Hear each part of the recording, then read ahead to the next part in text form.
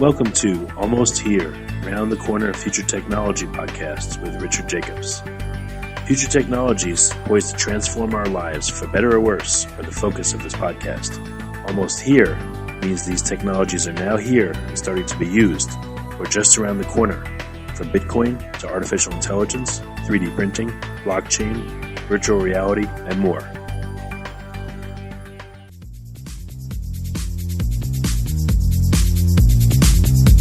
Coming to Dallas, Texas, September 14th, 15th, and 16th, 2018, the Blockchain and Future Tech Expo.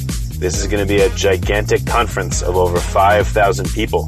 We're going to be talking about blockchain and its applications. We're going to be talking about quantum computing, cybersecurity, artificial intelligence, and several other future technologies that are poised to and actually changing our lives as we speak.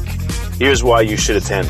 As you may know, early adopters are the ones that investigated and profited from things like the gold rush in the 1800s, from the dot-com boom in the 1990s, from the internet boom in 2005, from the smartphone explosion in 2007, from the real estate boom that ended in 2008, and of course, from the Bitcoin boom that started in 2012. Early adopters act now. They don't wait till later. They go out west first. In their covered wagons, they find the biggest gold nuggets. If you consider yourself an early adopter and you want to find the biggest nuggets, then you owe it to yourself to attend this upcoming conference. Blockchain is going to affect how we control and store our medical data, how we send money around the world, how we bank, and more. But artificial intelligence, quantum computing, and cybersecurity will play a pivotal role in our lives as well. And that's why our next event, September 14th to the 16th at the Dallas Convention Center, is going to have not only 5,000 plus attendees, but will showcase blockchain, AI, cybersecurity, quantum computing, and more. You want to get in on the coming gold rush of future tech and opportunity as an early adopter. Don't be left out. To register, go to bftexpo.com. That's blockchainfuturetechexpo.com. Thank you. Hello and welcome back to Future Tech Podcast. This is Juliet Lamar, your host. And today I have on the line Ted Harrington. He is the executive partner at Security Evaluators. Hi, Ted. How are you doing? I'm good. How are you doing? I'm doing excellent.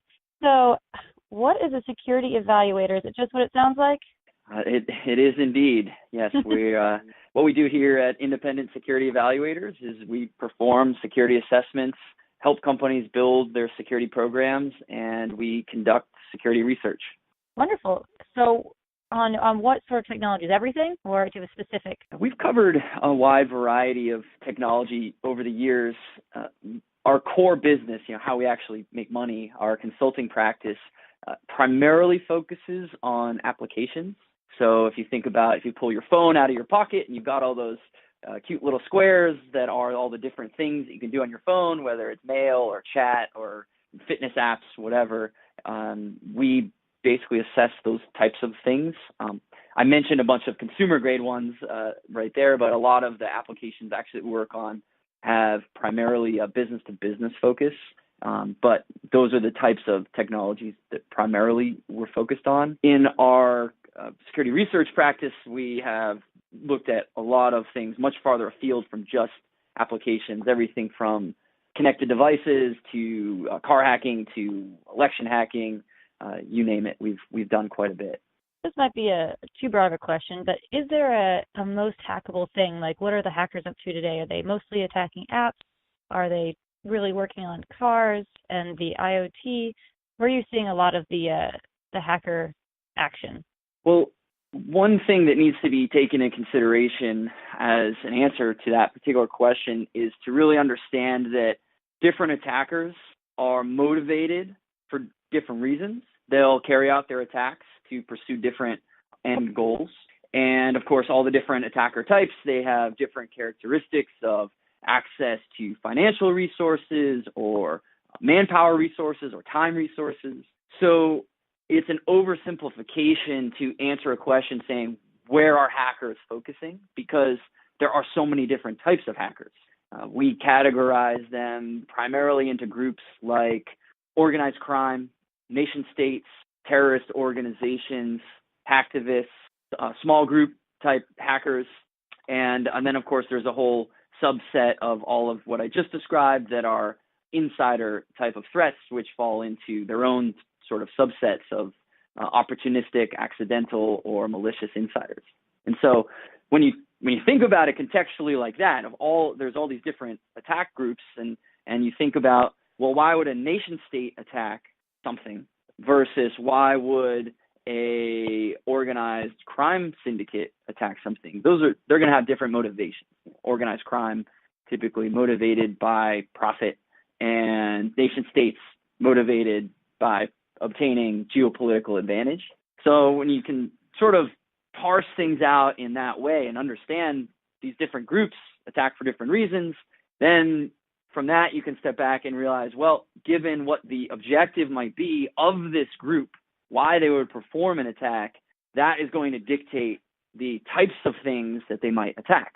And so in that context, we see different attacker groups drawn to different types of technology for different reasons, which is a very long way of saying that there isn't necessarily one or another type of technology that we see as sort of the worst case scenario in terms of the technology itself, but that rather each type of technology, whether it's IoT, medical devices, mobile apps, desktop apps, whatever it might be, the different types of technologies are going to attract different attackers for different reasons, and they're all going to be exploited in different manners. Absolutely. Well, thank you for that insight. So at ISE,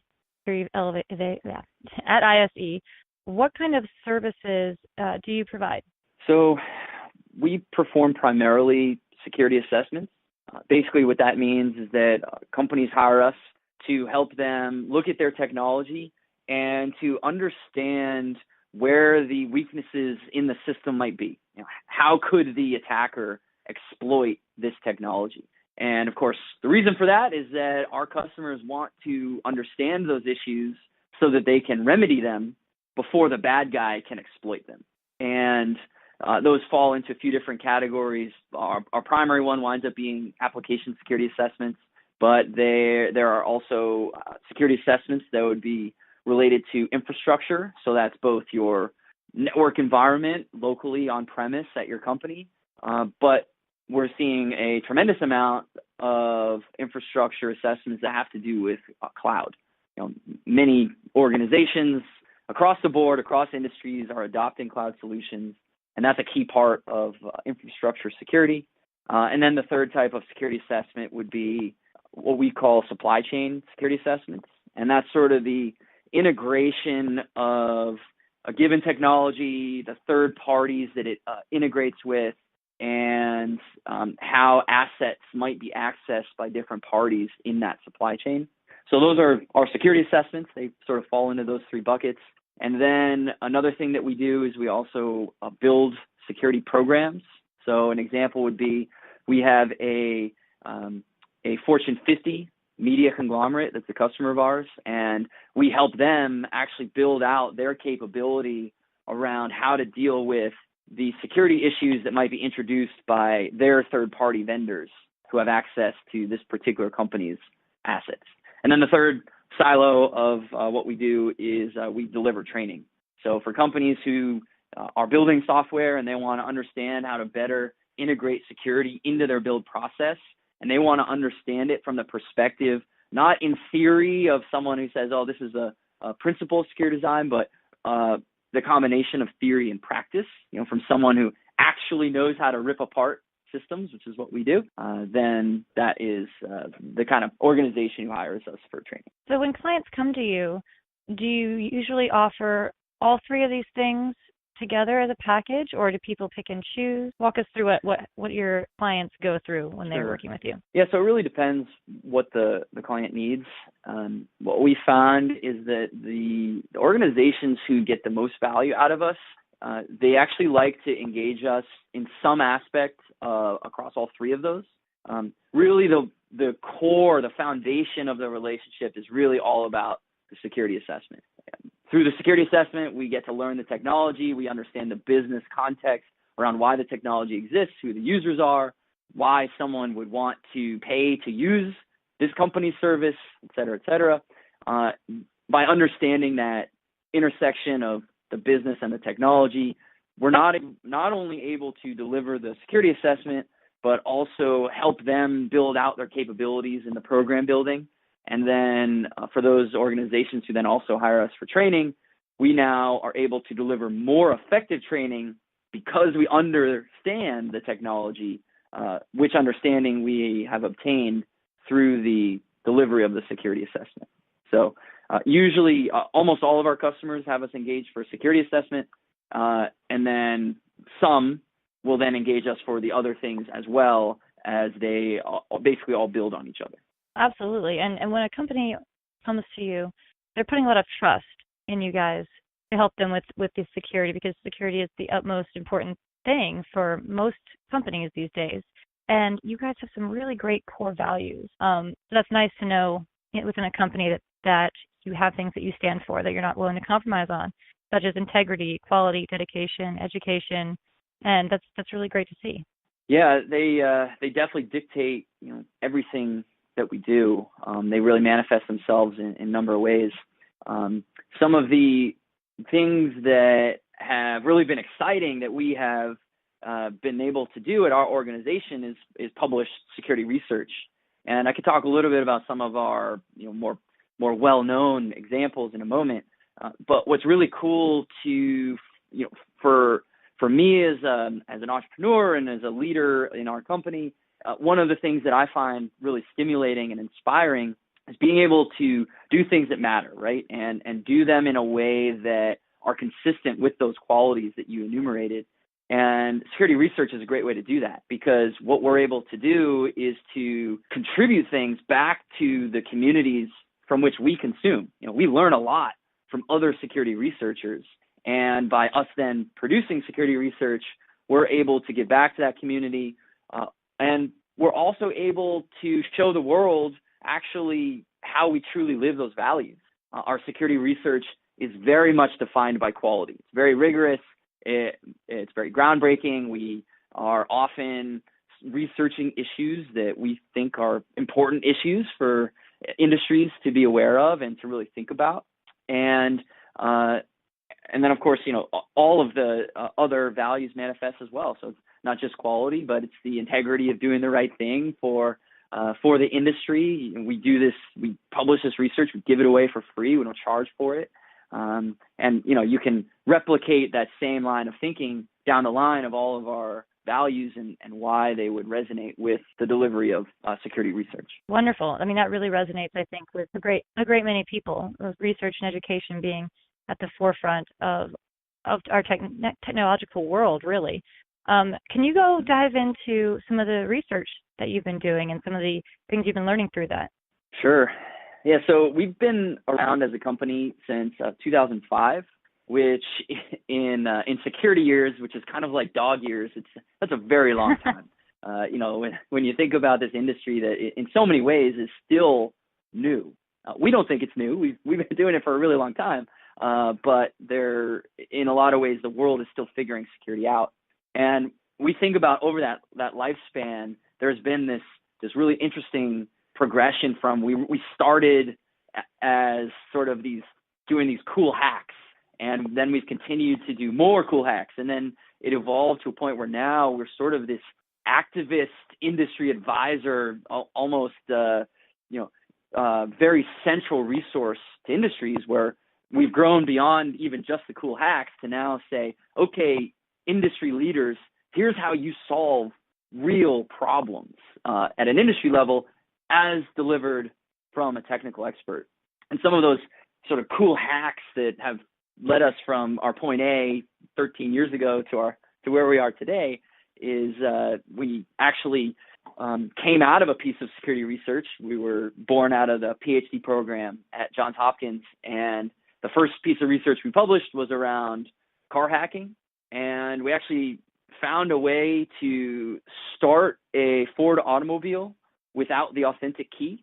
We built a weaponized software radio that enabled an attacker to actually circumvent what's known as the immobilizer function, which basically exists so that you can't go have a cheap copy made of a car key For instance, if you gave your key to the valet when you're going to dinner, the valet couldn't go copy that key and start your car with just the mechanical key because of this immobilizer function. And we found a way to actually defeat that with a software radio. We then went on to be the first company to find an exploit in the iPhone when that first came out. We didn't get a first release edition. We were just like every other idiot standing in line, when that first came out to buy one. And sure enough, we were the first people to crack it. We did the same thing when Android OS came out with a few years later. We went on after that to spend some energy looking at hacking routers. We basically we found exploits in every single major router that was of the consumer grade routers at the time.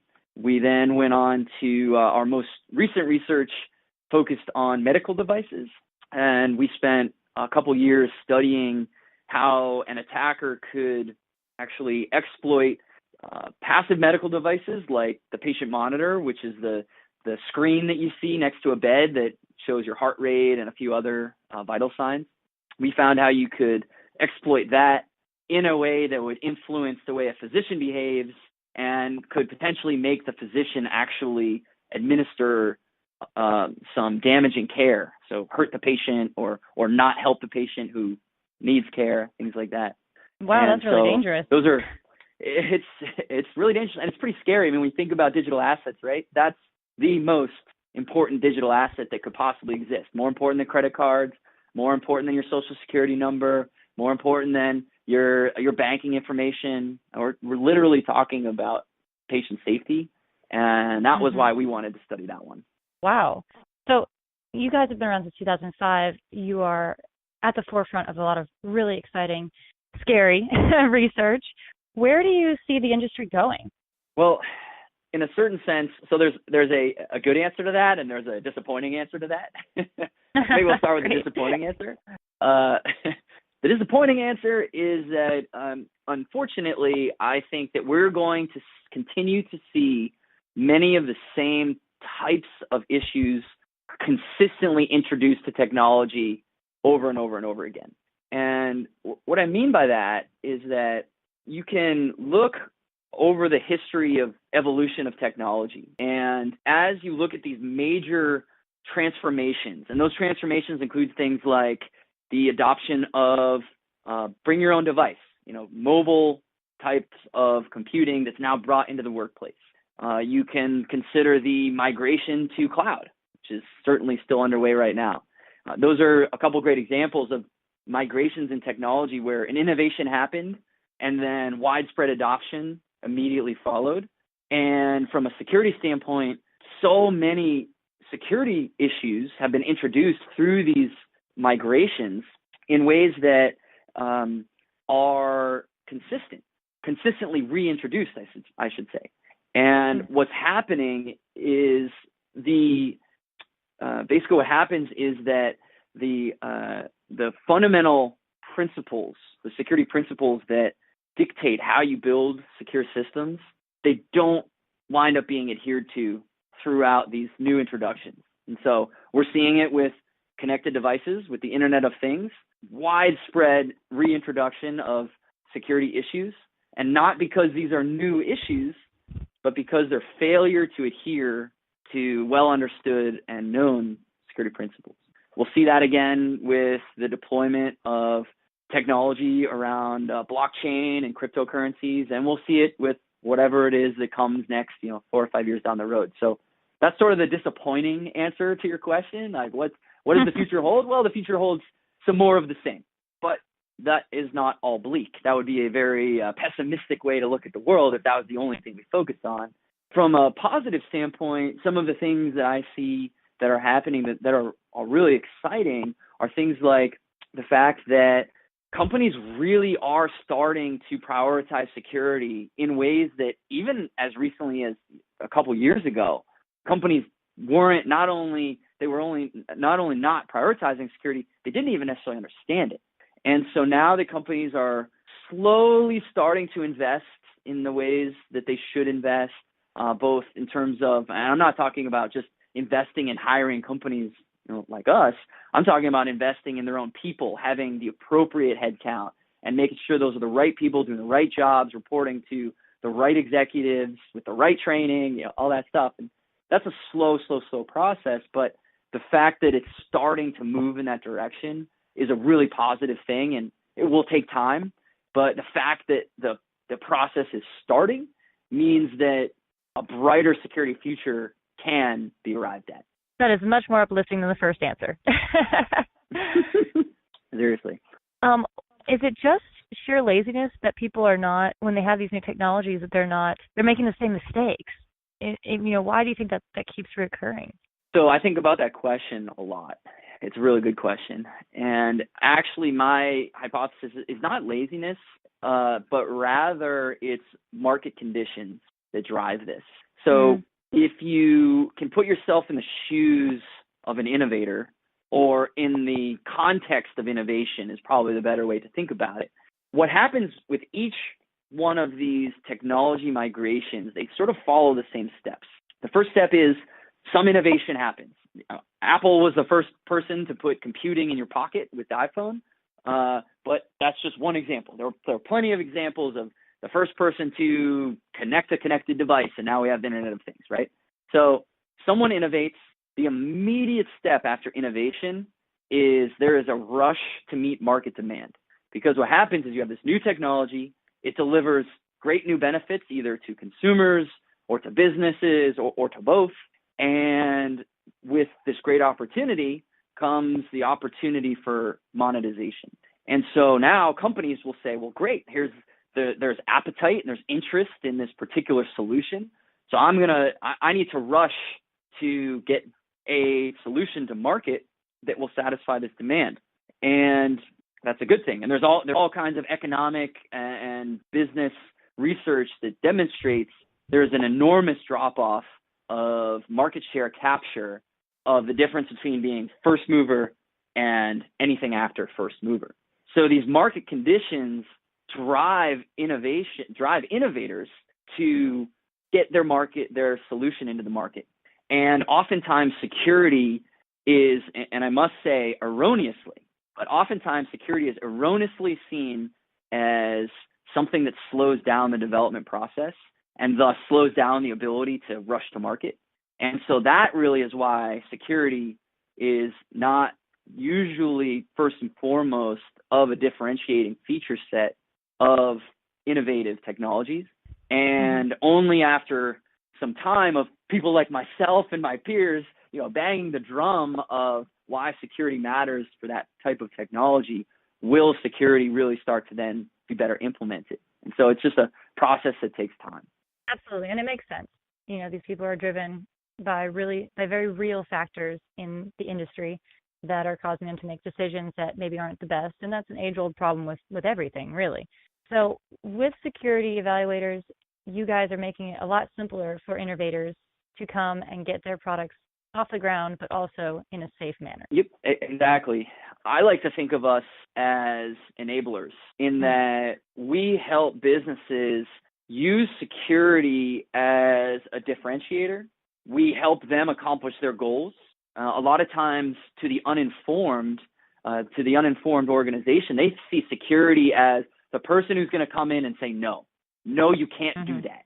And no one wants to talk to the person who's going to tell them no when they're trying to create this great, innovative, market-changing solution. But that's not actually what a good security firm does for a company. What a good security firm does for a company is help them accomplish their mission and do so in the way that best protects their own downside in terms of if there was a security breach, as well as protect the downside of their users or stakeholders or their customers who would also potentially be victims in a breach. And so that's the message that we're always evangelizing. We're obviously also helping our customers actually secure their product. Like that's the key of it. And there are times we have to say no. This is a bad design it in a different way, and we'll help you design it in that different way.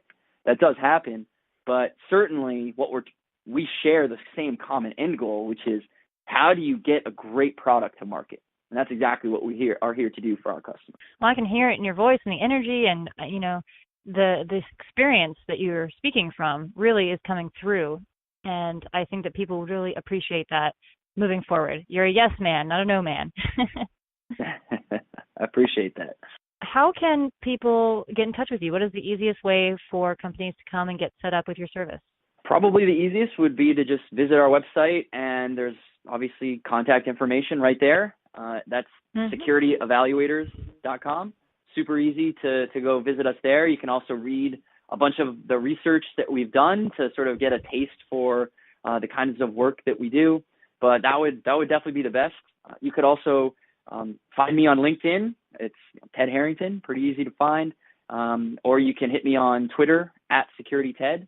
But really, any way that you might reach out to our organization, I'll make sure that the right people can take care of you.